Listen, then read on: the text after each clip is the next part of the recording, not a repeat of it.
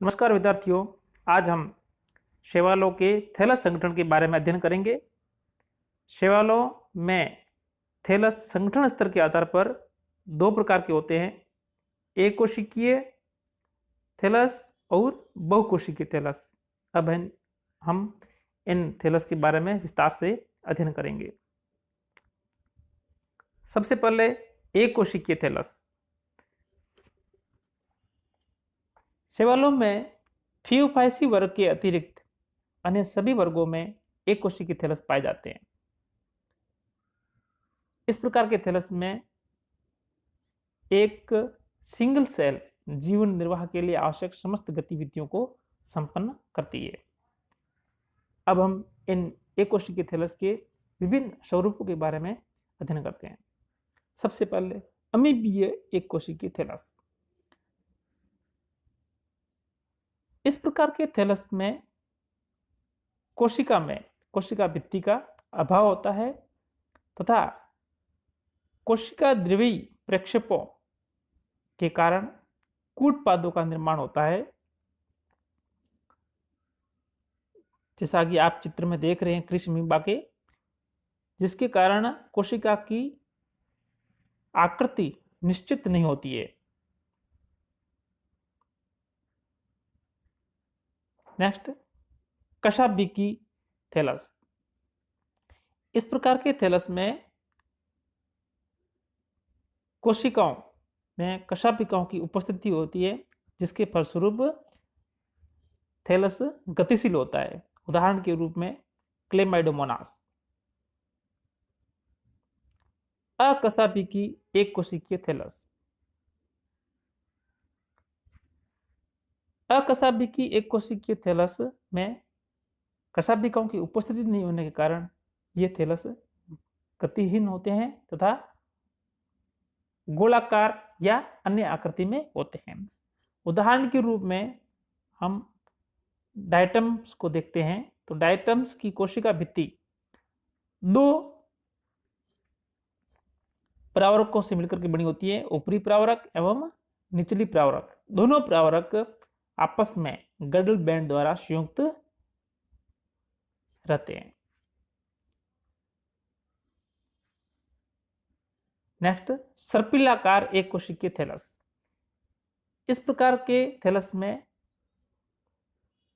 Single cell सर्पिल अर्थात कुंडलित रूप में होती है। उदाहरण के रूप में हम देखें तो स्पाइरुलिना। बहुकोशिकीय थैलस, जैसा कि नाम से विदित है कि इस प्रकार के थैलस का निर्माण एक से अधिक कोशिकाओं के मिलने से होता है। बहुकोशिकीय थैलस विभिन्न प्रकार के होते हैं। समूहन, समंडल, तंतुल, साइफनी और मर्दुत की प्रकार। अब हम इन विभिन्न प्रकार के थैलस बारे में उदाहरण सहित अध्ययन करते हैं। सबसे पहले समूहन। समूहन से मतलब है कॉलोनी, यानी जब असंख्य कोशिकाएं मिलकर के एक कॉलोनी का निर्माण करती है, तो इस प्रकार के ग्रुपिंग को समूहन या एग्रीगेशन कहते हैं। समूहन की एक विशेषता होती है कि इसमें कोशिकाएं निरंतर विभाजित होती रहती है, लेकिन कोशिकाओं की संख्या एवं कॉलोनी का आकार निश्चित नहीं होता है। समूहन कई प्रकार के होते हैं, जैसे पामेलाब। इस प्रकार के समूहन अर्थात कॉलोनी में गोलाब अचल कोशिकाएं श्लेष्मीय अधात्री में अनियमित रूप से अंतःस्थापित अर्थात डूबी रहती है। इसमें न तो आकार और न ही कोशिकाओं की संख्या निश्चित होती है तथा प्रत्येक कोशिका फिजियोलॉजिकल रूप से इंडिपेंडेंट होती है। उदाहरण के रूप में हम देखें तो टेट्रास्पोरा। नेक्स्ट, वृक्षार्क। इसमें कोशिकाएं एक दूसरे से श्लेष्मा द्वारा आपस में जुड़ी रहती है, जिसके फलस्वरूप थैलस का स्वरूप एक वृक्ष के समान दिखाई देता है, इसलिए इसे वृक्षाभ समूहन कहते हैं। उदाहरण के रूप में हम देखें तो क्राइसोडेंड्रॉन। नेक्स्ट, राइजोपोडियल। इस प्रकार के समूह में कॉलोनी की प्रत्येक कोशिका आपस में साइटोप्लाज्मिक प्रोजेक्शन, जिसे राइजोपोडिया कहते हैं, द्वारा जुड़ी रहती है। उदाहरण के रूप में हम देखें तो क्राइसिडिएस्ट्रम।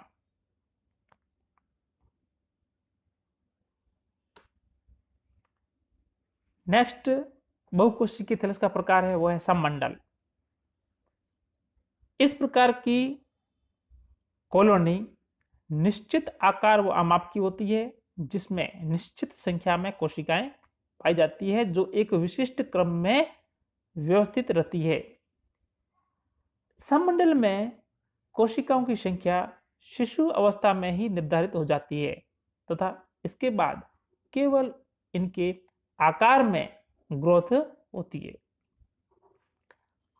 सममंडल कशाभिकाओं की उपस्थिति के आधार पर दो प्रकार के, अगर कशाभिकाएं उपस्थित है तो इस प्रकार के सममंडल को चल मंडल कहते हैं। उदाहरण के रूप में हम देखें तो वोल्वॉक्स। अचल सममंडल, अगर सममंडल में पाई जाने वाली कोशिकाओं में कशाभिकाएं अनुपस्थित है तो इस प्रकार के सममंडल को अचल सममंडल कहते हैं। उदाहरण के रूप में हम देखें तो हाइड्रोडिक्टियन। Next, तंतुल thallus. तंतुल अवस्था की उत्पत्ति एक कोशिका में निरंतर अनुप्रस्थ विभाजनों से हुई है। इसमें संतति कोशिकाएं एक दूसरे से अलग न होकर रेखीय क्रम में परस्पर जुड़ी रहती है, जिससे एक तंतु का निर्माण होता है। तंतुल थैलस दो प्रकार के होते हैं, अशाखित तंतु तथा शाखित तंतु थैलस।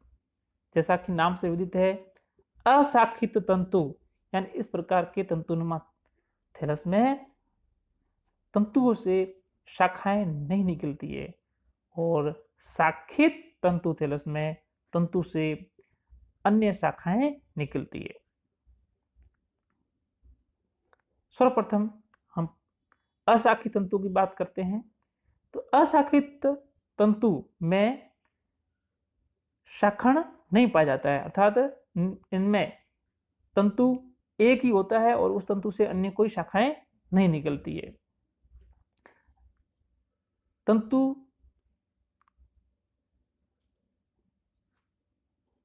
की आधारी कोशिका आधार से संलग्न हो सकती है, अर्थात तंतु स्वतंत्र भी हो सकते हैं। अशाखित तंतुओं की बात करते हैं, उदाहरण के रूप में स्पाइरोगायरा, यूलोथ्रिक्स और ओडोगोनियम। शाखित तंतु, शाखित तंतुओं के अंतर्गत शाखण तंतुओं के अंदर उपस्थित पट्ट के निचली सतह से पार्श्व दिशा में नई शाखाएं निकलती है। इस प्रकार के तंतुओं में कई विभिन्नताएं देखने को मिलती है, जैसे सरल तंतुक, विषम तंतुक और आभासी मृदुतकी शाखी तंतु। सरल तंतुक यानी इस प्रकार के तंतुक में थैलस केवल एक तंतु का बना होता है और जो आधार पर एक आधारी कोशिका द्वारा संलग्न रहता है। शाखाएं आधारी कोशिका के अतिरिक्त किसी भी अन्य कोशिका से उत्पन्न हो सकती है। उदाहरण के रूप में हम देखें तो क्लेडोफोरा। नेक्स्ट, विषम तंतुक। इस प्रकार के शाखी तंतु थैलस में दो प्रकार के तंतु पाए जाते हैं, ऊर्ध्व तथा श्यान। दोनों प्रकार की शाखाएं अर्थात यह अवस्था सरल तंतु थैलस से अधिक विकसित मानी जाती है। नेक्स्ट है आभासी मर्दुतकी। कुछ शैवालों में तंतुओं तथा शाखाओं के लंबवत अथवा समांतर रूप से संगठित होने से यह स्वरूप बनता है, और ये दो प्रकार का होता है, एक अक्षीय तथा बहुअक्षीय। एक अक्षीय के अंतर्गत तंतु से उत्पन्न शाखाएं परस्पर संयुक्त हो जाती है, जैसे बैट्रेकोस्पर्मम। बहुअक्षीय तंतु में एक से अधिक तंतु आधार से विकसित होते हैं, जो परस्पर संयुक्त होकर आभासी मर्दुत की संरचना बनाते हैं।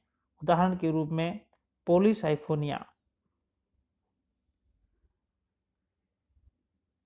साइफनी थैलस। इस प्रकार का थैलस नलिकाकार पट्टरहित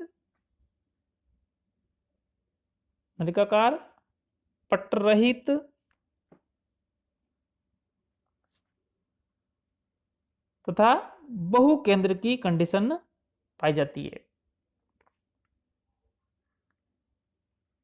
इसमें पट्ट निर्माण हुए बिना कोशिका विभाजन व द्विगुण होता है। पट्ट निर्माण केवल जनन संरचनाओं के आधार पर होता है। उदाहरण के रूप में हम देखें तो प्रोटोसाइफन, वाउचेरिया, बोट्रिडियम आदि साइफनी थैलस के अंतर्गत आते हैं।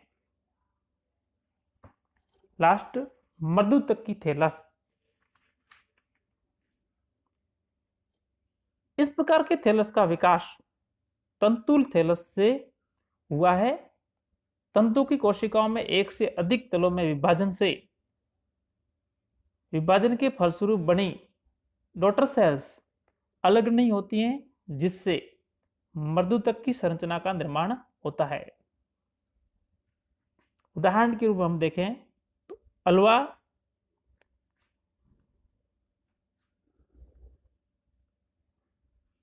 लेमिनेरिया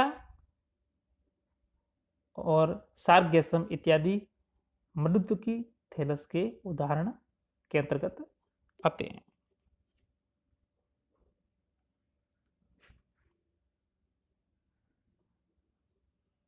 धन्यवाद।